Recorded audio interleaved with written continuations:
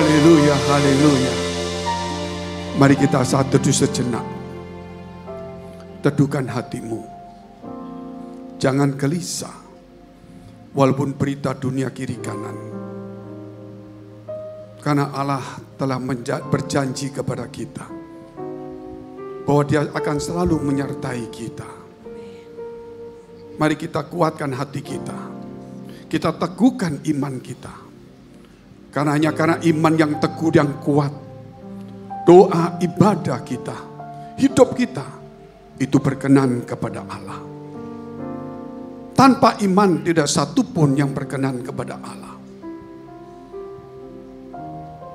Iman itu mendengar, didapat mendengar oleh firman Kristus. Firman Kristus itu tidak akan pernah kembali sia-sia. Dia akan mencapai tujuannya. Dia akan memberi kekuatan, kemampuan kepada setiap kita. Hikmat dan jalan keluar. Bapa kami dalam surga, Bapa yang baik.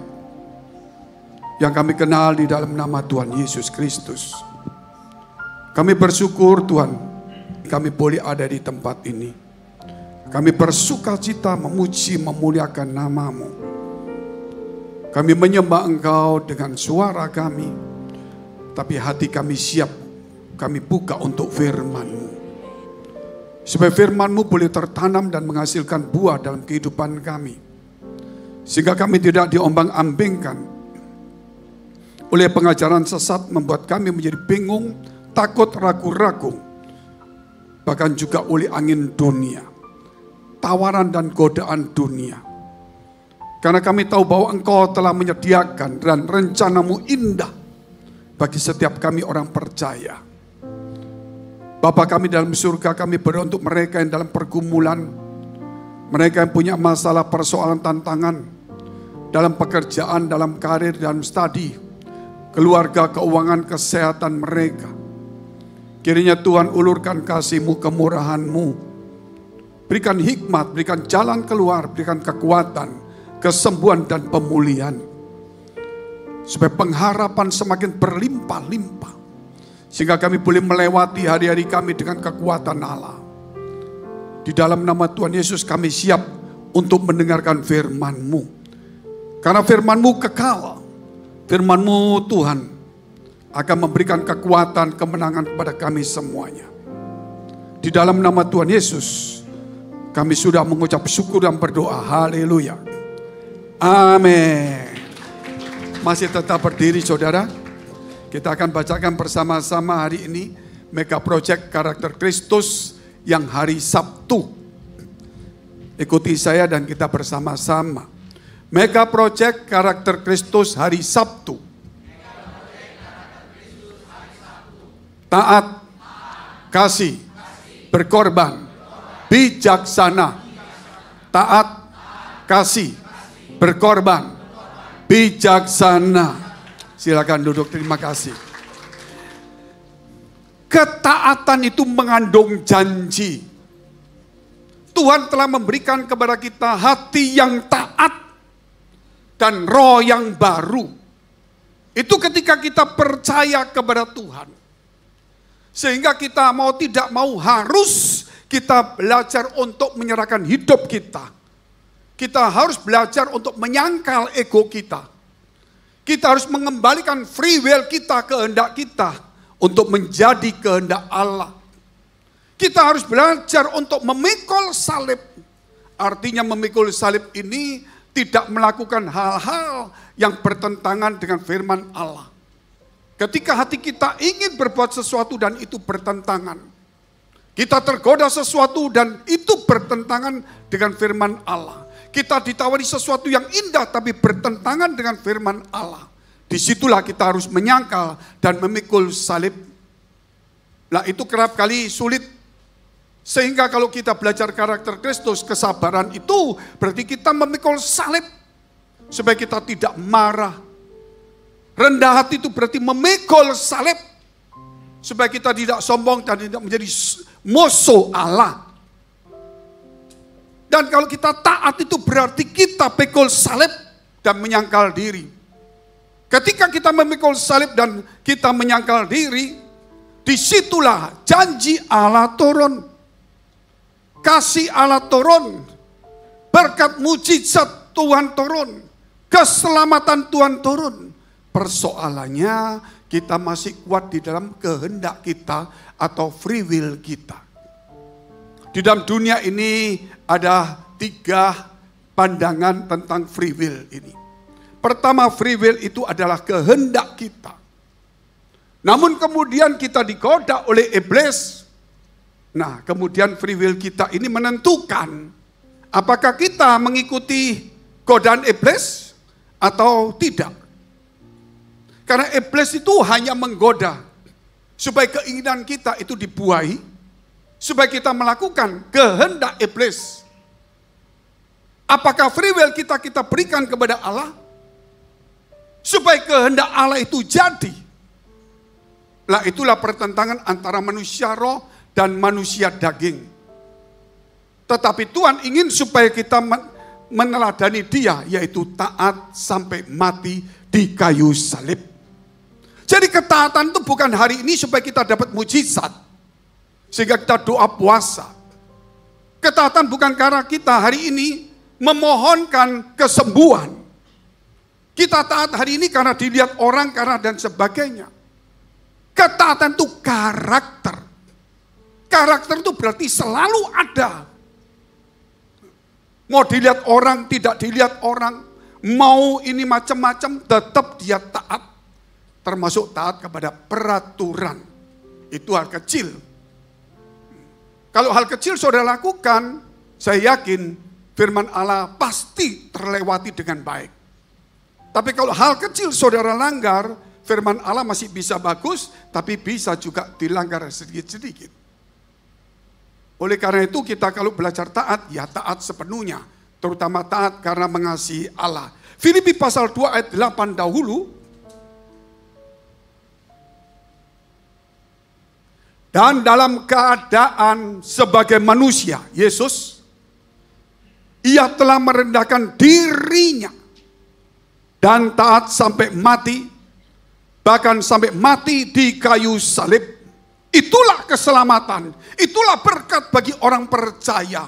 Itulah kemenangan, itulah pengharapan bagi orang percaya. Karena dia taat sampai mati, bukan taat biasa. Ketika disodorkan salib, Yesus tidak taat. Maka tidak ada keselamatan. Mujizat pernah terjadi bagi orang-orang lain, tetapi tidak ada keselamatan. Karena dia taat sampai mati, maka bukan hanya mujizat, saudara. Keselamatan semuanya. Bahkan kebangkitan Yesus pun itu membangkitkan hidup kita, pengharapan kita. Di tengah-tengah kesulitan ekonomi dunia ini pasti bergantian orang punya masalah. Tetapi kalau kita taat, berarti taat itu melawan daging. Di situ ada hari tertentu Tuhan akan buka dengan cara yang luar biasa. Dikatakan taat sampai mati di kayu salib, artinya di sini taat kepada siapa Tuhan itu. Jadi waktu dia di kayu salib itu dia taat sama siapa? Dia taat kepada dunia, dia taat kepada kehendak dunia, iblis, atau dia taat kepada kehendak Bapaknya. Kalau dia taat kepada kehendak Bapaknya, berarti sempurnalah semuanya. Karena Yesus dicobai 3 kali, dia tidak mau sama iblis. Karena dia berkata, kalau boleh cawan ini lalu daripadaku, dia punya free will, kehendak. Tapi dia katakan, bukan kehendakku yang jadi, tapi kehendakmu. Kemudian kalau kita melihat Petrus memotong telinga orang yang sedang menangkap Yesus. Yesus mengambil telinga itu menempelkan kembali. Mujizat juga. Tapi Yesus katakan, sarungkan pedangmu. Siapa memakai pedang akan mati dengan pedang. Tuhan ingin supaya ada hidup dalam perdamaian. Jangan melukai orang. Karena kita tidak bisa menyembuhkan orang. Itu Tuhan bisa menyembuhkan. Tapi kita bukan Tuhan. Jangan melukai. Kalau kita dilukai, Tuhan pasti sembuhkan. Maka dia berkata, bukankah aku harus meminum cawan dari Bapakku, yaitu salib itu? Jadi dia taat kepada siapa? Taat kepada kehendak Bapa di surga. Kita lihat temanya, salib dan karya keselamatan. Tema? Salib dan karya keselamatan. Suatu saat, Yesus bertanya kepada Petrus dan berkata kepada Petrus, setelah dia bertanya, menurut kamu siapakah aku ini? Engkau kata orang ini, Yohanes Pembaptis dan sebagainya. Menurut kamu siapa aku ini? Tuhan ingin kita mengenal dia secara pribadi. Maka kemudian di pasal 16, Matius 16, dia mulai berkata juga, ayat 21. Anak manusia akan diserahkan oleh imam-imam dan akan mati dan akan bangkit pada hari ketiga. Petrus disusupi oleh iblis dan berkata, kiranya itu dijauhkan Allah daripadamu. Petrus yang ngomong. Tapi Tuhan Yesus berkata, enyalah iblis. Karena engkau memikirkan apa yang dipikirkan manusia, bukan Allah. Karena barang siapa yang mengikut aku, hendaknya memikul salibnya. Menyangkal diri dan memikul salib. Kata salib itu datang dari Tuhan. Dan Tuhan sendiri siap untuk mati, tapi iblis tidak mau. Kalau Yesus mati, dia akan hancur. Makanya dia masuk kepada Petrus, kiranya jangan terjadi. Loh kenapa? Karena iblis itu tidak berhak untuk membunuh. Ayub pun ketika Tuhan izinkan dia untuk dicobai oleh iblis, Tuhan berkata jangan ambil nyawanya. Iblis tidak pernah bisa mengambil nyawa manusia. Nyawa itu ada urusan Tuhan dan malaikat maut. Apalagi mau mengambil nyawa daripada Yesus. Jauhlah itu. Dia hanya menggoda. Dia hanya membujuk. Supaya kita menjadi grupnya dia. Menjadi sekutunya dia. Supaya kita berbuat jahat. Dan kita masuk di dalam neraka. Jadi tujuan iblis hari ini. Yaitu menggoda kita. Sehingga free will kehendak kita itu kena. Dan kita mengambil keputusan sendiri untuk mengikut dia. Contohnya Adam dan Hawa. Iblis datang kepada dia berbentuk ular. Lihatlah buah ini dan sebagainya. Dia cuma menggoda. Tapi Adam dan Hawa berkata, tidak boleh, firman Allah mengatakan tidak boleh kami makan. Kalau kami makan kami akan mati. Tapi dia putar balikkan, kamu akan seperti Allah. Akhirnya Adam dan Hawa melihat buah itu dan hatinya tertarik. Dan kemudian dia makan. Iblis tidak memaksa dia mencengkeram kepalanya. Lihat itu. Makan. Oh enggak mau. Awas kalau kamu enggak makan. Enggak. Dia hanya menggoda. Free will kita yang menentukan. Ikut dia ragu-ragu atau menolaknya. Itu paling penting. Makanya yang paling berbahaya musuh. Yang paling besar itu bukan iblis, memang dia terbesar. Gitu. Tetapi yang terbesar di dalam hidup kita itu adalah diri kita sendiri. Iblis itu hanya menggoda. Membuat kita tersesat. Menjadi ragu-ragu. Menjadi bingung. Jauh daripada Tuhan.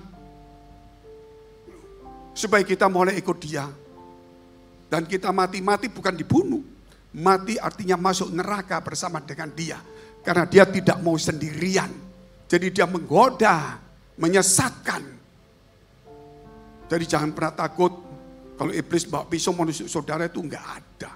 Itu penjahat aja. Oleh karena itu kalau kita melihat poin pertama dahulu. Korban keselamatan sempurna. Korban keselamatan sempurna. Kenapa kita bicara hari ini? Karena hari ini temanya taat. Kasih, berkorban, dan bijaksana. Orang yang taat itu karena mengasihi Allah. Kalau orang taat dan mengasihi orang itu pasti orang itu berkorban. Karena kasih itu berkorban. Dan itulah bijaksana, orang bijak yang ngerti firman Allah. Tapi banyak orang pandai firman Allah tapi tidak bijak. Sehingga antara taat kasih dan berkorban itu tidak pernah sinkron. Sehingga hari ini kita bicara korban keselamatan sempurna. Karena ketaatan Yesus, karena kasih Allah. Makanya dia berkorban. Kita lihat dulu. Kejadian 3 ayat 15. Ketika manusia memakan buah itu, maka dia sembunyi. Dan Allah bertanya kepada dia, di manakah engkau? Aku bersembunyi ketika mendengar langkahmu.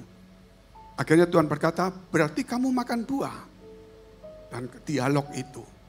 Ketika kemudian mereka mengaku makan buah, maka di depan Tuhan ada ular dan ada Adam dan Hawa. Ular itu iblis yang menggoda dia. Dan ayat 15 mengatakan, Tuhan mengatakan, aku akan mengadakan permusuhan antara engkau dan perempuan ini. Antara keturunanmu dan keturunannya. Keturunannya akan meremukkan kepalamu, yaitu ular akan diremukkan. Dan engkau akan meremukkan tumitnya, itu nubuatan Allah. Itu firman Allah. Jadi Yesus tidak dinubuatkan untuk dibunuh oleh iblis. Tapi iblis hanya meremukkan tumitnya, menggoda dia. Tapi Yesus akan memusnahkan dia. Jadi jangan salah.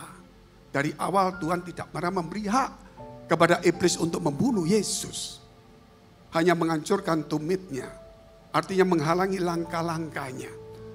Tapi Tuhan akan meremukkan kepalanya. Ini sudah nubuatan tidak mungkin dilewati. Jadi jauhkanlah Bapak Ibu pikiran kita dari hal yang salah. Oh, iblis membunuh Yesus. Mama begitu kan? Oh, tidak ada. Gitu.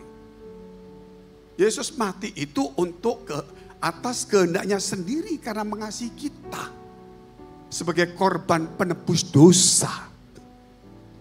Karena begitu besar kasih Allah akan dunia ini, sehingga dikaruniakanlah anaknya yang tunggal. Dikaruniakan itu berarti pemberian. Tapi Pak, masa Bapak di surga itu tega banget sampai Yesus disalib, masa dia bikin begitu? Disalib itu enggak seperti itu. Yesus punya kehendak sendiri, Bapak punya kehendak yang sama. Tapi kok tega? Lebih tega lagi bagaimana? Yesus yang di surga suruh turun jadi manusia. 30 tahun tambah 3 tahun. Dikejar-kejar jadi ada tukang kayu. Dihujat orang kiri kanan. Hidup setengah mati, kelaparan, miskin. Memberitakan Injil mau dibunuh. Kurang tidur, kurang makan. Kalau mati itu hanya cuma sejenak. Jadi jangan berpikir di situnya. Dia turun ke dunia ini sudah dalam penderitaan yang berat. Bayangkan kalau seorang raja mewah tiba-tiba diturunkan saja. Dan dia mau turun, aku jadi rakyat miskin. Diolok, ditendang, dihina. Makan kekurangan. Gak ada pengawal. Itu lebih jauh. Dia turun di dunia ini sudah siap untuk mati. Karena sudah menderita 33 tahun. Jadi disinilah konsep pemikiran harus dipandang. Kita lihat gambarnya dulu.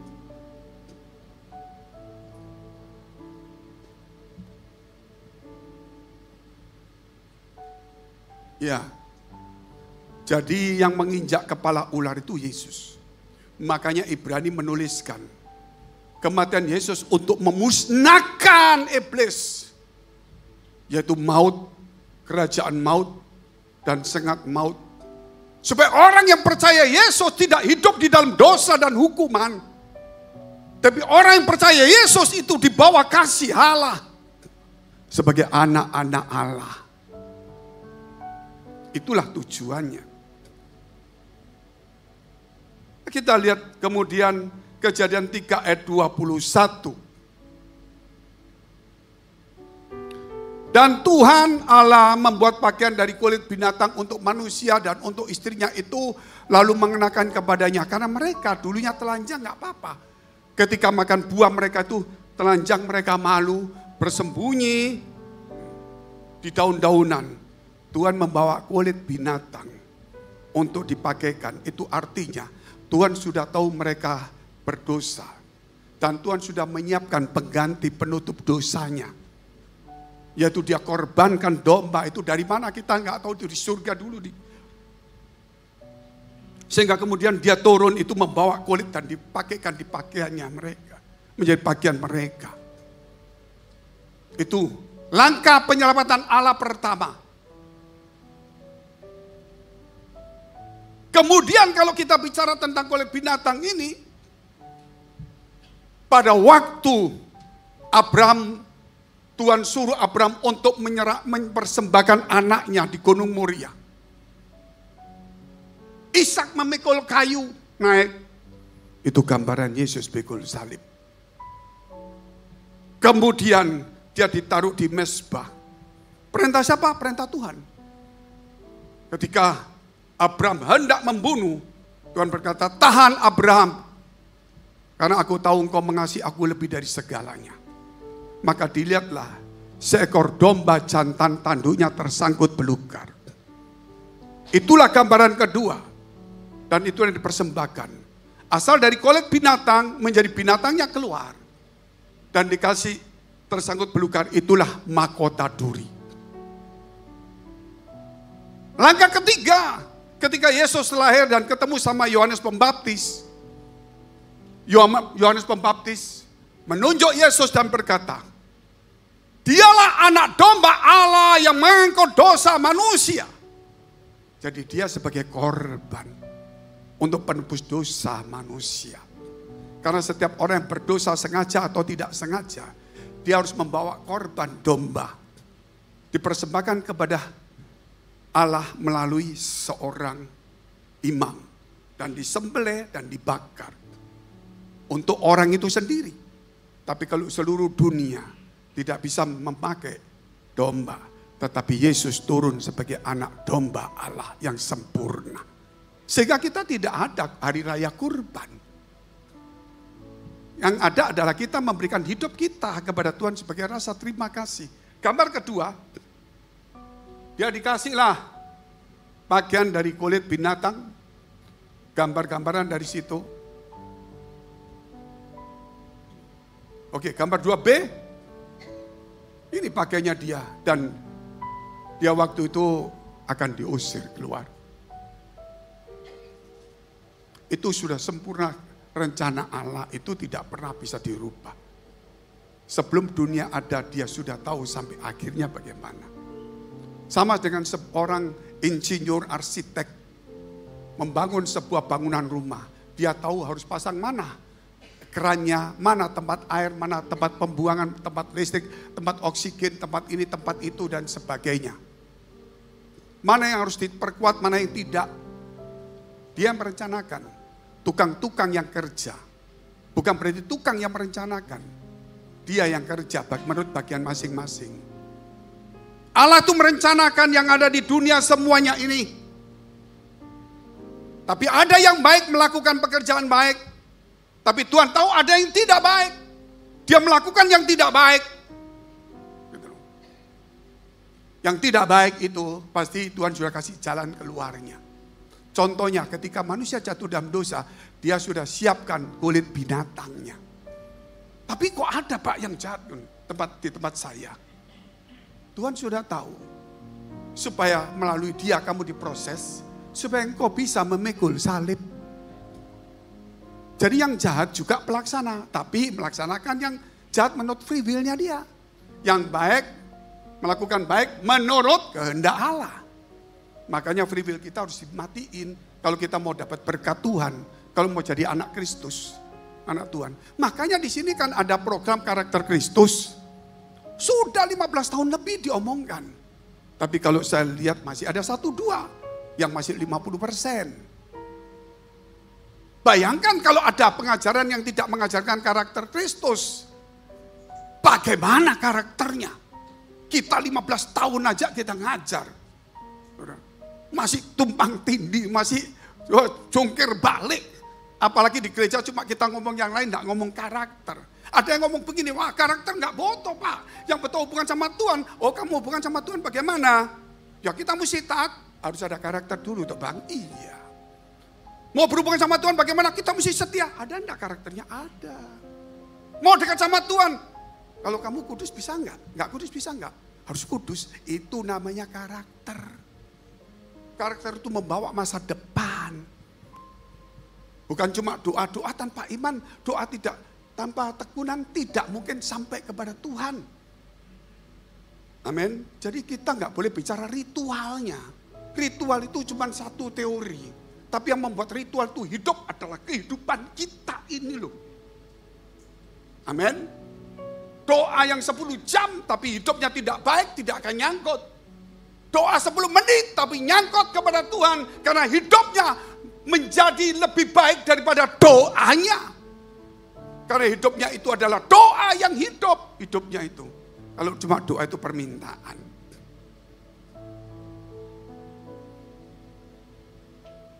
Kita lihat yang ketiga. Kejadian 3 ayat 23 dan 24.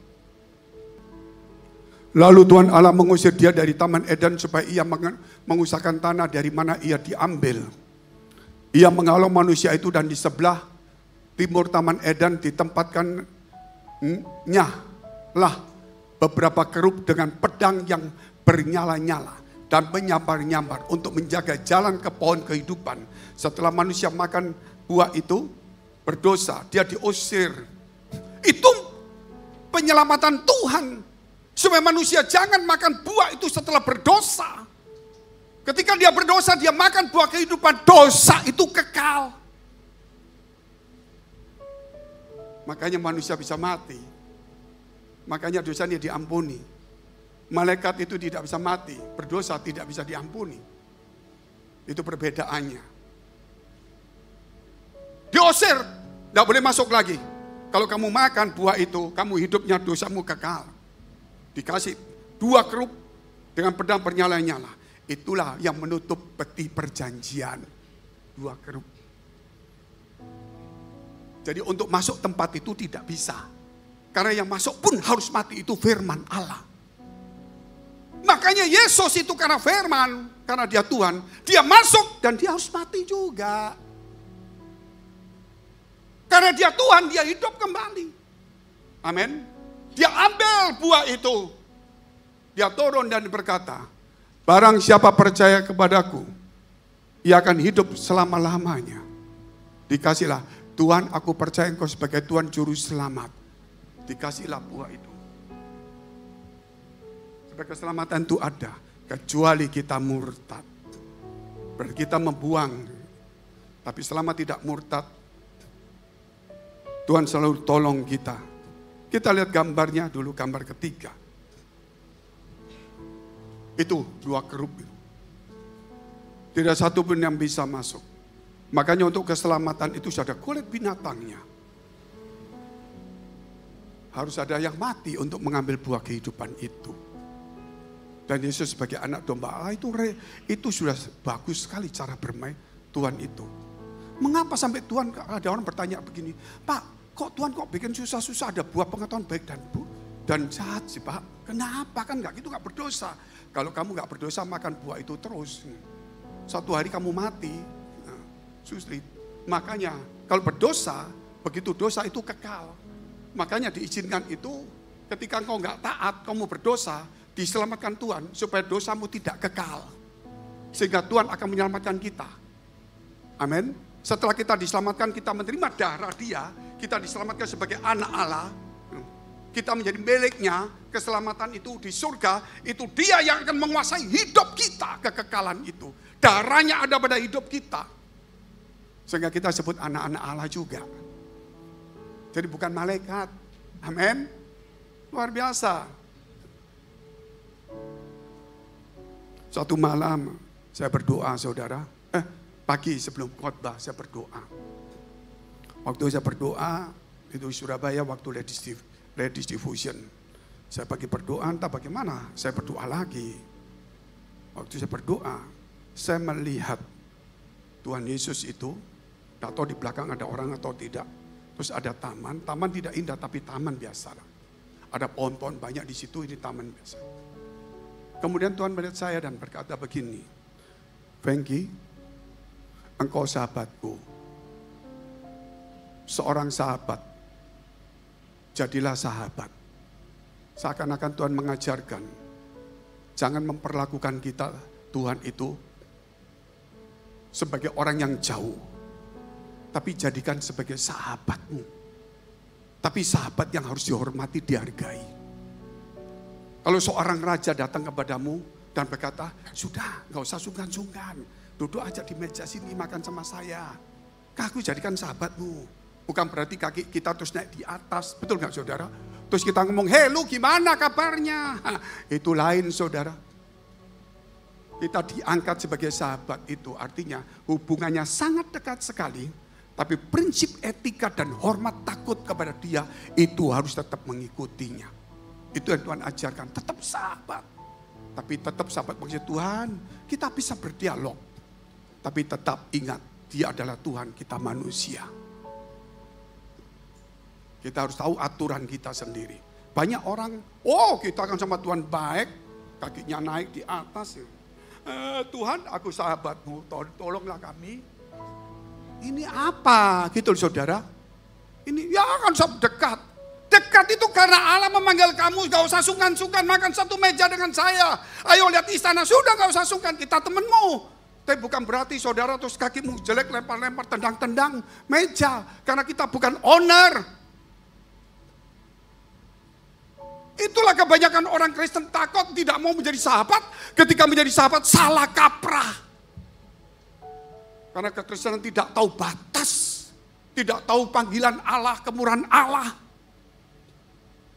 Kalau saudara dipanggil sama orang, bagaimana saudara? Ayo silakan duduk, ayo naik pesawat sama saya pribadi. Gak usah sungkan, kamu seperti sahabatku, saudaraku sendiri, duduk. Itu yang kejadian orang Kristen yang kelebihan iman mungkin. Yang kedua cepat, penebusan di kayu salib. Saudara harus jadi sahabat Tuhan. Jadikan sebagai sahabat, sahabat itu akan memikirkan persoalan sahabatnya lebih dulu. Dia rela mati untuk sahabatnya. Yesus rela untuk mati kita. Kita juga rela berkorban untuk dia. Amin. Karena kita diangkat sama dia. Penebusan di kayu salib. Galatia 3 ayat 13-14. Kristus telah menebus kita dari hukum Taurat dengan jalan menjadi kutuk karena kita. Sebab ada tertulis, terkutuklah orang yang digantung pada kayu salib. Dia mati sebagai terkutuk karena sudah dinubuatkan. Nubuatannya dari mana Pak? Kan ada seperti itu kan. Kita lihat Ulangan 21 ayat 22 dan 23. Itu perjanjian lama pernah bicara. Kemudian Yesus melaksanakannya. Jadi Yesus itu menggenapi hukum Taurat. Dia harus mati. Digantung. Jadi Yesus mati digantung itu bukan karena orang lain. Karena menggenapi nubuatan firman Allah. Apabila seorang berbuat dosa yang sepadan dengan hukuman mati, lalu ia dihukum mati, kemudian kau gantung dia pada sebuah tiang, maka janganlah mayatnya dibiarkan semalam-malaman pada tiang itu, tetapi haruslah engkau menguburkannya dia pada hari itu juga. Sebab seorang yang digantung terkutuk oleh Allah. Janganlah engkau menajiskan tanah yang diberikan Tuhan Allahmu kepadamu menjadi milik pusakamu. Jadi kenapa sampai seperti itu Tuhan terus Yesus berkata, Eli, Eli, lama sabachthani. Allahku mengapa engkau tinggalkan? Karena engkau menerima kutukan. Bukan karena engkau yang terkutuk, karena engkau menebus dosa seluruh umat manusia. Amin. Makanya Allah meninggalkan dia. Memang saudara, dan dikatakan digantung semalam-malaman. Dan tidak boleh lebih. Harus cepat dikubur. Yesus itu pas matinya Jumat. Ketika jam 3 dia berseru. Kemudian setelah itu dia menyerahkan nyawanya. Jam 6 tepat. Itu sudah dianggap hari Sabtu. Kalau jamnya Israel sama kita beda. Kita jam 12 malam lebih baru hari. Kalau di Israel itu jam 6 sore lebih 1 detik itu sudah hari. Makanya mereka tuh Sabat, menjelang Sabat, cepat mayat turun, cepat kubur. Semua sudah dinubuatkan oleh Tuhan. Amin. Firman itu saudara baca pelan-pelan. Saya ini keliling Indonesia sudah ketiga kali, bakal keempat kali. Sejak tahun 1959. Pertama saya keliling Indonesia itu untuk seminar hamba-hamba Tuhan. Itu bicara satu buku, Pencuri Takhta Allah. Supaya manusia yang mengembalikan hamba Tuhan, mengembalikan hatinya kepada Tuhan. Bukan untuk diisi dunia. Saya keliling 3 tahun lebih. Yang kedua, ketika ada pembicaraan tentang ya gereja-gereja bersatu untuk bicara apa gitu saudara. Saya keliling lagi untuk menenangkan semua. 3 tahun. Bukunya Perangi Iblis. 30.000 pendeta. Yang ketiga, gereja dikacaukan lagi dengan paham. Sampai orang bingung, semua gereja bingung. Saya keliling lagi. Dan buku saya itu The Name of Name. Kali ini saya akan membuat buku yang keempat. Karena orang digemparkan. Yesus, penyaliban Yesus oleh siapa? Saya tidak ikut dialog, tidak ikut berdebat. Saya akan bicara tentang kebenaran firman Tuhan secara kebenaran firman Allah. Baik itu secara ilmiah maupun secara iman rohani. Ini adalah khotbah saya yang keempat, seri keempat. Jadi saya sampai nanti sore seri ke-6 akan dibukukan satu buku. Dan mudah-mudahan minggu depan beredar dan kita kasihkan semua untuk pelayan Tuhan.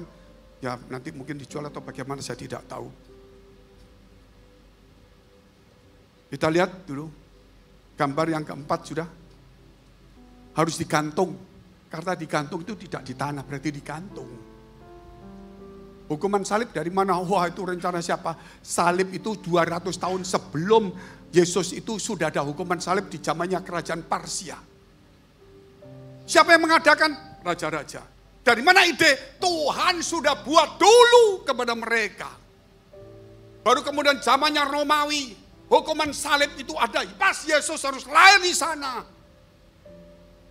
Kalau Yesus lahir di sekarang ditembak. Nggak ada di sini ditembak. Sudah ada aturannya semua. Yesus naik keledai zaman sekarang naik mobil. Beda, saudara. Jadi beda, saudara. Tahu mesti zamannya tepat. Yohanes 19 ayat 31.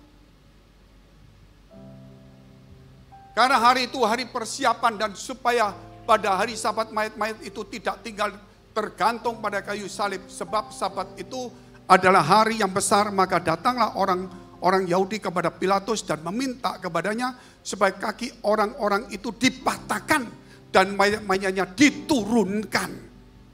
Jadi orang yang mati di kayu salib itu zaman dulu sudah mati, turun, itu kaki tangannya dipatahkan tulangnya. Gitu. Dikatakan itu. Supaya kaki dipatahkan untuk menunjukkan kalau dia mati. Tapi saudara, hanya satu yang lolos tidak dipatahkan. Itu Yesus Kristus. Dan dia cuma ditikam lambungnya. Sesuai dengan firman Allah. Sesuai dengan firman Allah. Kita lihat dulu firman Allah. Mazmur 34 ayat 20.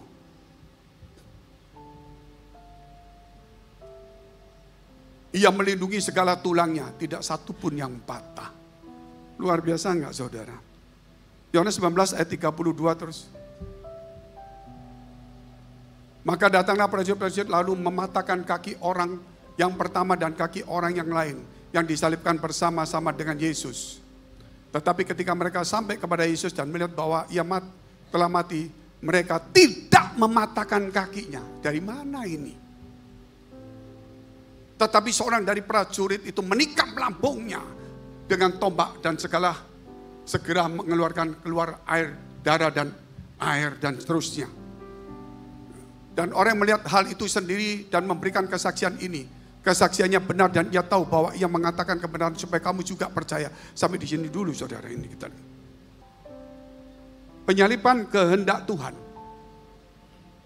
Ini lagi masalah besar. Saya banyak teman-teman pendeta semua pada ya menjawab, tapi 1, 2, 3 ayat saja. Saya pikir waktunya saya kembali, Tuhan kasih saya inspirasi. Malam itu dikasih inspirasi untuk menulis buku, untuk berkata begini, caranya begini, ngadepi orang begini, omongannya begini, narasinya begini. Nggak gampang. Makanya saya ajak saudara untuk melihat gambar-gambar. Dan saudara bisa lihat YouTube 3 seri ini, yang ke seri keempat kita lihat dulu. Yesaya 53 ayat 8 dulu.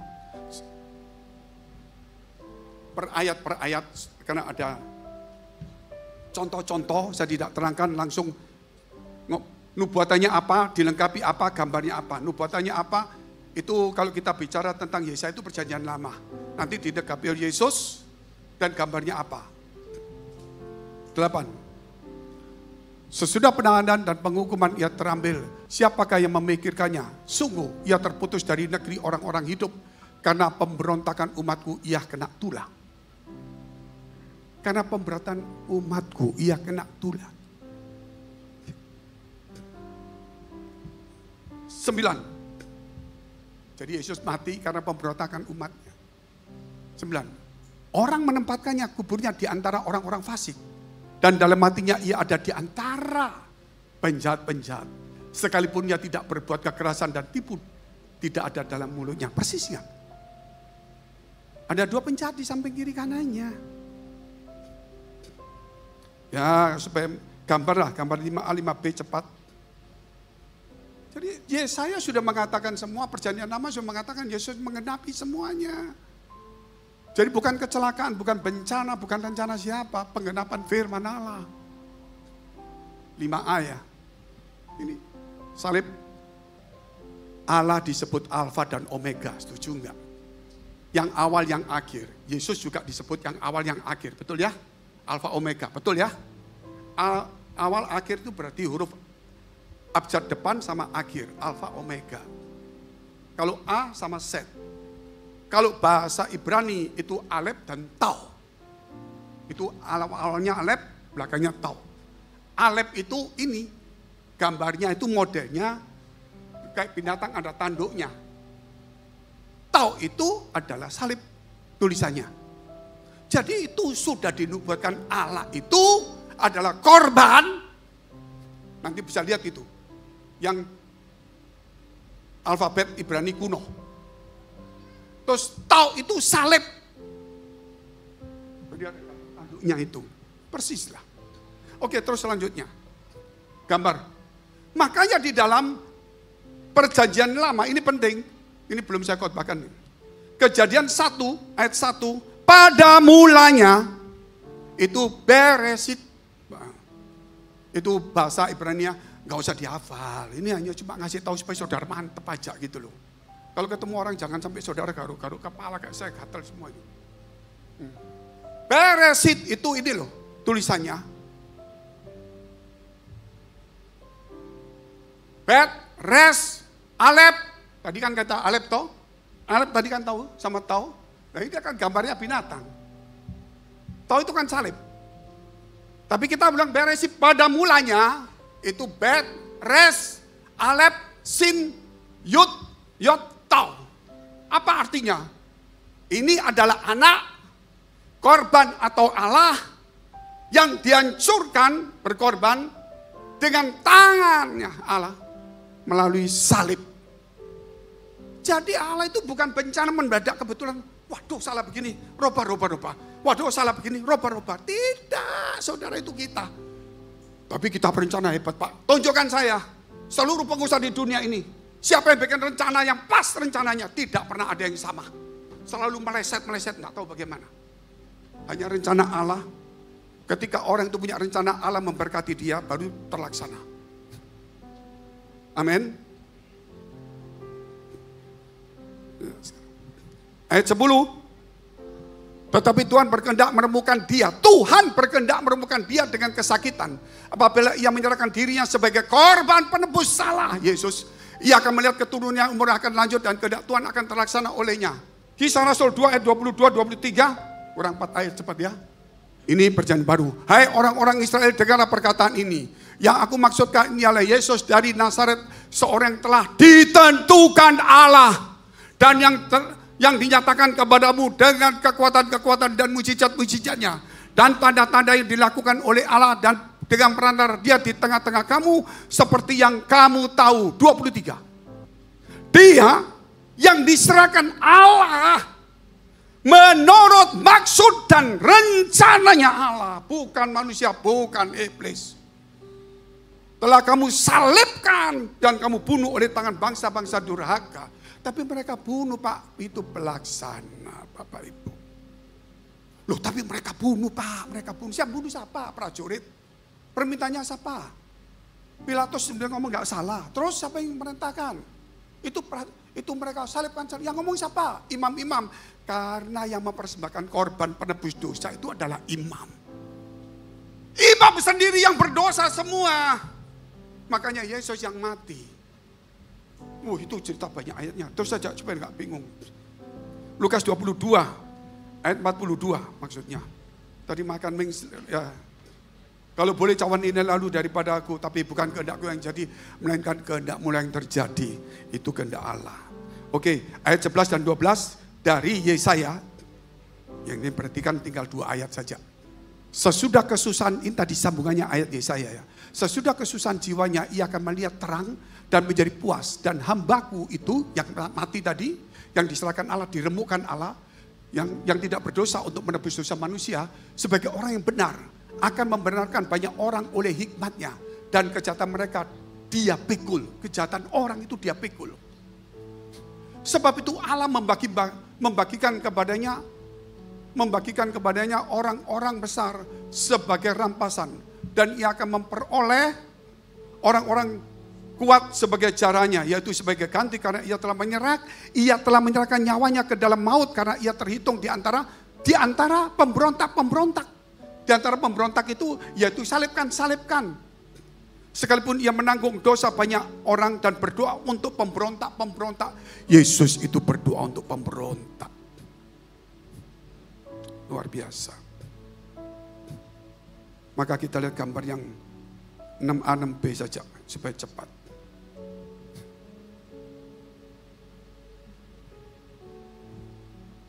Dia mati untuk dombanya. Terus dia mengasihi kita semuanya. Kita ambil ayatnya. Yaitu Lukas 23 ayat 46. Lalu Yesus berseru dengan suara nyaring, ya Bapa, ke dalam tanganmu lah kuserahkan nyawaku. Dan sudah berkata demikian, ia menyerahkan nyawanya. Dia mati karena pemberontakan kita semuanya. Yohanes 10 ayat 17 dan 18. Bapa mengasihi aku oleh karena aku memberikan nyawaku untuk menerimanya kembali. Tidak seorang pun mengambilnya daripadaku, melainkan aku yang memberikannya menurut kehendakku sendiri. Aku berkuasa memberikannya dan berkuasa mengambilnya kembali. Inilah tugas yang kuterima dari Bapa. Tugas dia dan tugas Bapa sama. Tadi gambarnya tadi. Aku mati untuk domba-dombaku. Akulah gembala yang baik yang mati untuk domba-dombaku. Dan aku memberikan nyawaku untuk dombaku. Dan itu atas kehendakku sendiri. Dan itu tugas dari Bapa juga. Makanya Yesus waktu mau dorong di jurang, dia tidak mati. Ketika dia, saudara, saat itu mau dirajam, tidak. Tapi ini dia menyerahkan dirinya. Ayat yang terakhir.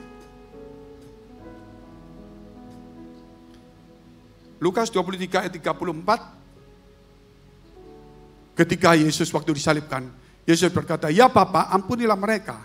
Sebab mereka tidak tahu apa yang mereka perbuat. Dan mereka membuang undi untuk membuang pakaiannya. Sama semuanya. Gambar 7A, 7B, saya undang untuk semua bangkit berdiri. Saudara lihat ini semua. Dia berdoa untuk yang menyalibkannya. Sesuai dengan perjanjian di dalam Yesaya 53. Terus gambar yang selanjutnya. Yesus berdoa untuk orang-orang yang berdosa yang menyalibkannya. Yesus juga berdoa untuk engkau semua saat ini. Mari kita tunduk kepala kita berdoa. Dia Tuhan, dia Allah. Kau memberkati kami semuanya. Sucikan, kuduskan kami semuanya. Mari kita berdoa syafaat. Kami berdoa untuk semua gereja yang ada di seluruh dunia. Dari hamba Tuhan sampai kepada umat Tuhan. Kiranya Kau memberkati mereka supaya mereka menjadi berkat dan hidup mereka berdampak. Supaya di mana gereja mereka melayani dan berjemaat, dipenuhi orang-orang yang takut akan Tuhan dan tulus hatinya. Kami berdoa Tuhan untuk semua gereja yang ada di seluruh dunia, supaya mereka bersatu rukun dan tidak terpecah-pecah. Supaya dunia percaya Yesus adalah Tuhan bagi kemuliaan Allah Bapa di surga. Demikian gereja di mana Engkau percaya kami menggembalakannya. Kami berdoa untuk setiap persembahan yang dipersembahkan umat-Mu, kiranya menjadi dupa yang harum di hadapan Tuhan.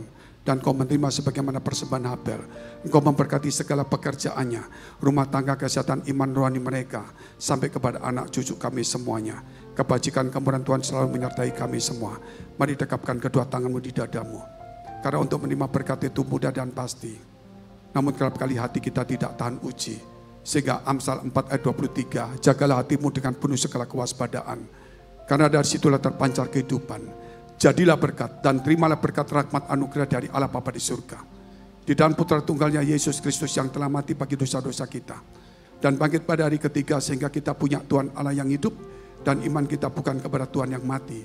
Dan Dia yang surga menyediakan rumah bagi kita. Sehingga kita punya pengharapan yang pasti.